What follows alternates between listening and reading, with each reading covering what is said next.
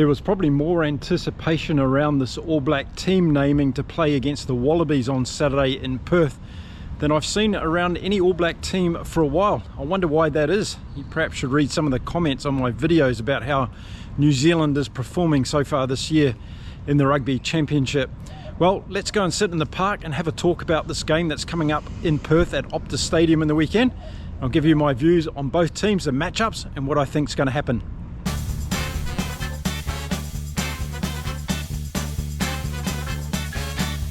G'day everyone, welcome to Inside Rugby with Mark. If you haven't been here before, my name is Mark. I'm a Kiwi rugby fan who's living in beautiful Cancun in Mexico. And my second job is I'm founder of the United Rugby Fans Organisation. Yes, a global non-for-profit that's coming together to give us rugby fans a voice across the world of rugby. It's been going on for too long that we haven't had a voice at the table, and that's about to change. So if you want to know more about that, go and check out my YouTube channel. There's some information there. Now let's get into this. We're going to be talking about the All Blacks against the Wallabies happening at Perth this weekend, the capital of Western Australia, a beautiful city. If you haven't been there, put it on your bucket list. It's definitely worth visiting. And the game is going to be played at the Optus Stadium. There was a lot of anticipation around the team naming for this particular game, particularly from the All Blacks side of things, because Razor Robertson is of course under quite a bit of pressure at the moment to improve the performance of this All Black team. If you've been watching my videos on the channel, read some of the comments. It's pretty overwhelming, I think, from New Zealand supporters in terms of the things that they're feeling about Razor Robertson at the moment.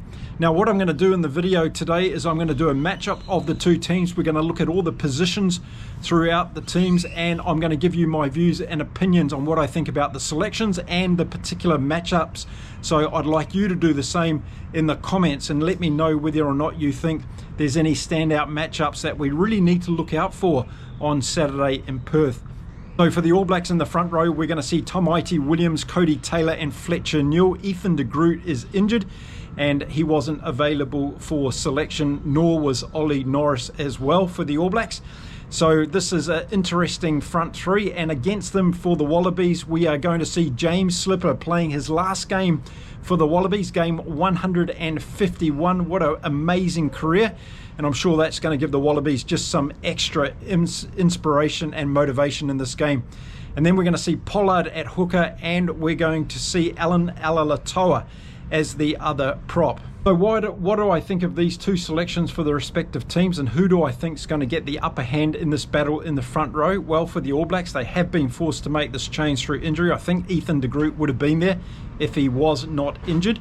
But it's an opportunity now to see how Tamati Williams, Cody Taylor and Fletcher Newell can go. On paper, I would give them the strength over the Wallabies front row, but we've been saying that a lot this season, that on paper the All Blacks look good, but when it comes to delivering and executing on the field, they have been lacking in some areas. So will this be another chance for them to show us what they've got this weekend? Yes, it will be. Will they deliver? Well, we'll have to wait and see. On the Wallaby side, James Slipper, of course, is going to be a huge inspiration for this Wallabies team this weekend. And I think Pollard and Alalatoa have been going very well. So this is going to be a big battle up front. But I do expect the All Blacks to be able to maintain and put the pressure on. And we could see a number of penalties coming from scrum. So watch out for that. Okay, moving on to the locks now to complete the tight five for both teams. And for the All Blacks, we're going to see Scott Barrett, who's going to be captain again. And we're going to see Tupou Vaa'i, so no Fabian Holland this weekend for the All Blacks. Maybe he's getting a bit of a rest, and be interesting to see how these two go, because Vaa'i is again playing 5 and not going back to that number 6, so there might be an indication or a signal there from Razor Robertson around what he thinks Tupou Vaa'i is going to be doing in the future. And Scott Barrett comes in with a lot of question marks from a lot of people other than me, talking about his captaincy and also his play in general. New Zealand's got some very good locks going around at the moment, but Scott Barrett is going to be in there. He's Razor's captain, of course.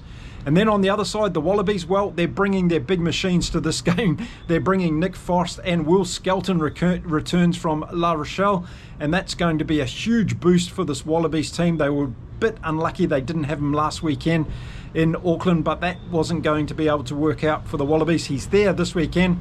Let's see if they can make amends and have his presence in there making a big difference, and I think it will in this tight five. So while I gave the All Blacks probably the nod when it came to the front row, I'm going to give the Wallabies the nod when it comes to the second row, because I think Nick Frost has been one of the outstanding locks in this year's competition, and we all know what Will Skelton can do. So it's going to be interesting to see how many minutes Will Skelton lasts in this particular game. So when it comes to the tight five, I'm giving the nod slightly to the Wallabies. I think they might be better, particularly in the lineouts and also in general play. Nick Frost and Will Skelton have been absolutely dynamic around the field this year, and it's been an attribute of their games that I've really enjoyed watching indeed. Okay, now to finish off the starting packs, we've got to look at the loosies, of course, and the All Blacks. Well, yes, they've changed it up yet again. We're going to see Simon Parker at 6, Ardie Savea at 7, and we're going to see Peter Lakai coming in at number 8. So I can't complain about Razor, can I? He's changing things up, and he's giving Lakai a go at number 8. Would it have been the guy that I put in there? No, it wouldn't have been the guy that I put in there. I would have actually liked to seen Simon Parker get a start at number 8 for the All Blacks and see how he goes with his big size and mobility around the field. But we're going to see Peter Lakai, and it's going to be interesting to see what he delivers. So let me know about Peter Lakai's appointment in this particular game. I'd like to know your views and opinions. Now on the other side, the Wallabies have got a pretty settled back three, and I really like them. Tom Hooper, Fraser McWright, and also at the back Harry Wilson, their captain, of course. They've been playing outstanding this year. Wilson made a couple of errors at Eden Park that he'd be kicking himself for, giving away a couple of penalties unnecessary.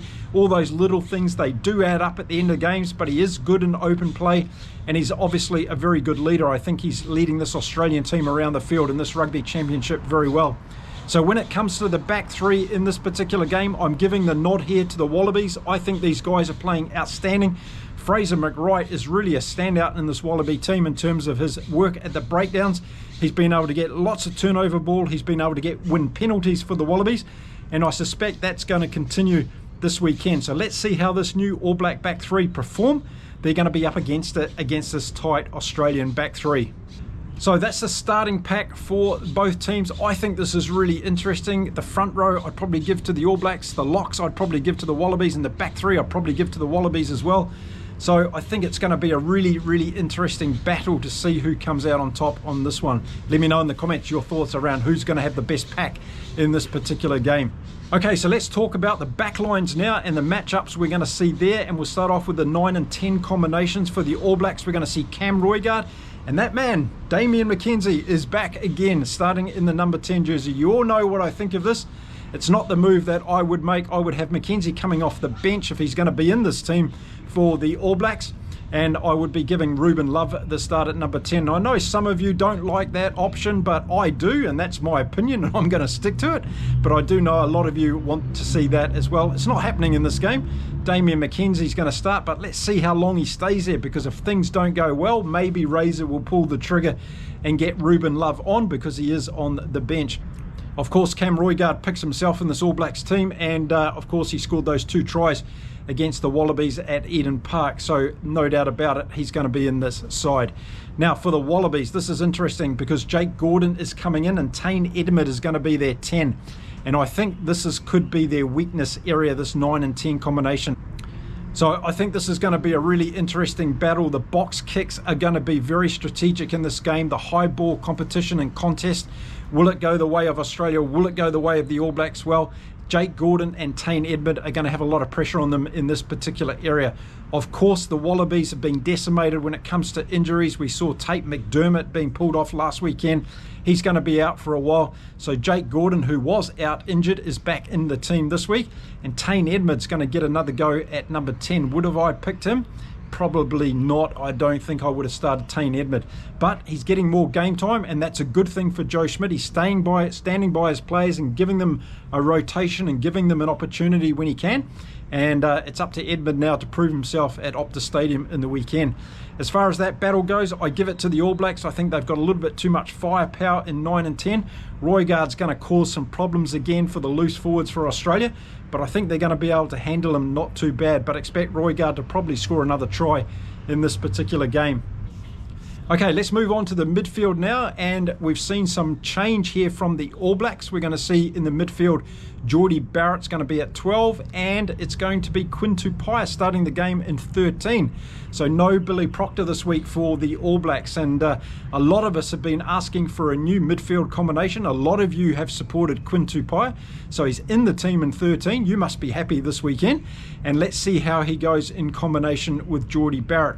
I spent a lot of time on my channel talking about my desire to have Jordie Barrett at fullback for the All Blacks. It's not going to happen with Razor, and we'll just have to move on and continue to see what we get from Razor in this particular game.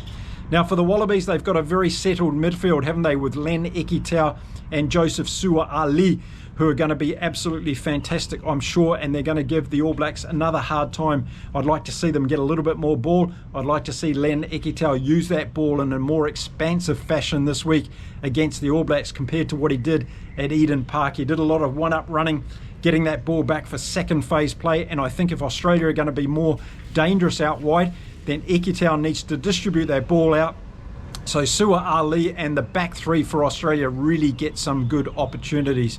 I'm calling this midfield in favour of Australia. I think they're going to be more creative, and that's why I give them that. But those defensive patterns for the All Blacks in 12 and 13 are very good.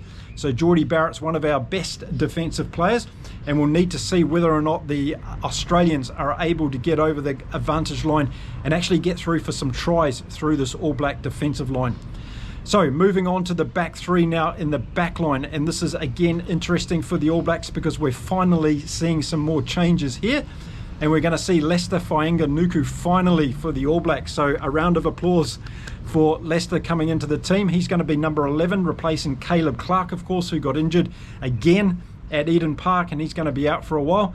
And then on the other wing, we move Leroy Carter over to 14, who I think has been outstanding since he's become an All Black, and shown us why the talent that comes through from Rugby Sevens can transfer over to the 15s game. He's got a bit of work to do on his defence, but he's doing very well in scoring a try in every game. Let's hope he brings one home for the All Blacks at Optus Stadium. And then at the back, we've got Will Jordan again at fullback. Again, not my own personal desire, but he's there. So let's see how the back three goes. And for me, Will Jordan's had a pretty poor Rugby Championship of late. He hasn't been his normally sparkly self, making those great breaks and been really invested in the game. There seems to be something not quite clicking with Will Jordan at the moment, which I thought I would never say because he's always the guy that turns up for the All Blacks. Maybe he's going to save his best till last in round 6, and we're going to see it this weekend. Okay, moving on to the Wallabies back three, and we're going to see at number 11, Dalgunu. We're going to see Harry Potter in 14, and we're going to see Max Jorgensen again at fullback. So no Andrew Callaway yet for the Wallabies. So the back three, again, it's going to be a really interesting fight. I think Jorgensen needs to get more involved in this game than what we saw at Eden Park. And I'd like to see Len Ekitau using Jorgensen as a decoy runner or as a main threat coming in from fullback. I think that could cause the All Blacks all sorts of problems in this game. But as far as the back three go, well, on paper again, I'd probably give it to the All Blacks. But this Australian back three has got a lot of pace. They're very strong and they can score tries. So it's going to be a close battle. I'm just tipping on the favourites there as far as I'm an All Black supporter, so that's why I'm saying that one. So there we go, the starting 15s. I think it's a very even matchup, to be honest, across the field. I think Australia have been better coached at the moment by Joe Schmidt. I think Joe Schmidt's been more intelligent with his bench as well in terms of when he's using his players. He's been decimated by injuries this year, let's face it on that point of view. I know the Kiwis have had their fair share of injuries as well. I'm not undermining that, but I just think Joe Schmidt's team, I've counted over 17 injuries to his key players so far this year. So the All Blacks, while they've had some halfback issues this year, they haven't had to go through this enormous period of change that Joe Schmidt's had to deal with the depth of his team. And I think considering all that, Australia's done very, very well in this Rugby Championship competition. Now, let's talk about the benches and look for the impact, because this is an area of the game that really has me interested. There's two really good benches here, I think, and it's going to see who takes some dominance. Now, let's look at the front row that'll come on for both teams, and for the All Blacks, we're going to see Takiaho, George Bowers back, and so's Tossi. So that's an interesting one. These guys are getting a chance, and this is a really interesting matchup. Will Takiaho come on and score a couple of tries from line-out throws? We'll have to wait and see, or line-out mauls, I should say. We'll have to wait and see.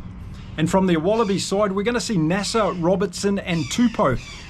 So this is really key for me, this front row exchange. I think it's going to be really interesting when these guys come on. And again, we can't discount any injuries happening throughout the game.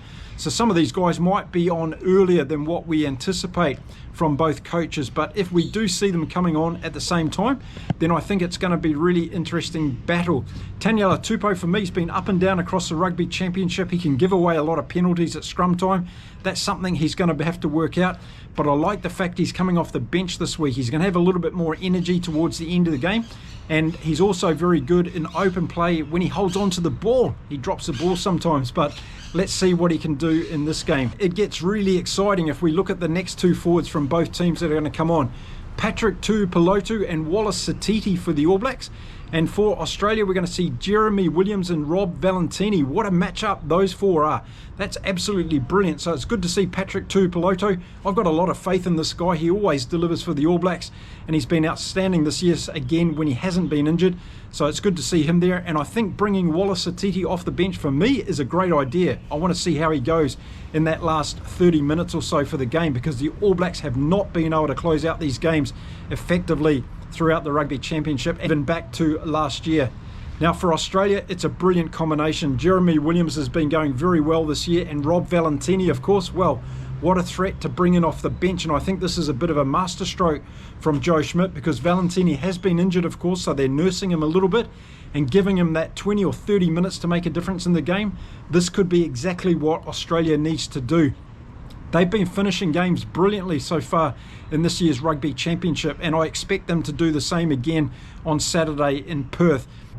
Now, when it comes to the bench and trying to assess which one I think is better, it's a bit hard to do because they might come on at different times through injuries and all the rest of it. But if they were to come on at the same time, I'd probably give the advantage a little bit to the All Blacks. But I'm talking about a little slither, you know, just like a little, about the size, the thickness of a taco. That's about what I'd say. And I think that's probably the way that I would go on that. So now let's look at the backs that come off the bench, and this is really interesting because we've got for the All Blacks Kotaz Ratama, we've got Rico Ioane's back, my friends, and we've also got Ruben Love for the All Blacks. So as they say, 2 out of 3 ain't bad, but in this case it's going to be Ratama, Ioane and Ruben Love. For Australia, it's really interesting. We're going to see young Lonergan again. We saw him at Eden Park. I thought he did pretty well after his first few minutes nerves and got those mistakes out of the way. I think he handled things pretty standardly. He's not a big runner like Tate McDermott is, so they're probably missing that this weekend, the Australians.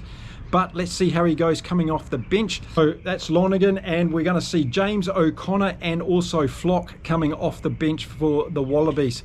So you all know what I think of Rieko Ioane. I think his time, in my opinion, is done with this All Black team heading towards the Rugby World Cup 2027. And that's where my mind is, and when I look at this All Black team and make any comments about it, because I want to see those players that I think have the possibility to bring us home the Rugby World Cup in 2027.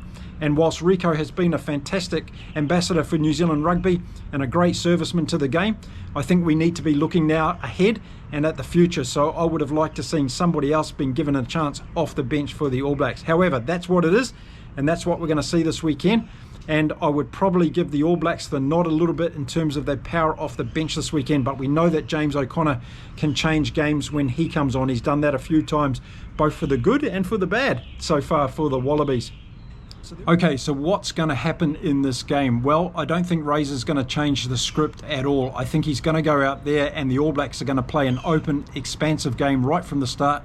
They're going to try and put 20 odd points on the Wallabies as quickly as they possibly can and see whether they can hang on again and win this game. That seems to be the way the All Blacks want to play at the moment. So he's picked a team that he thinks can do that. It's going to be interesting to see how Lester Fainganuku goes on the wing for the All Blacks, and also Quinn Tupaire at 13.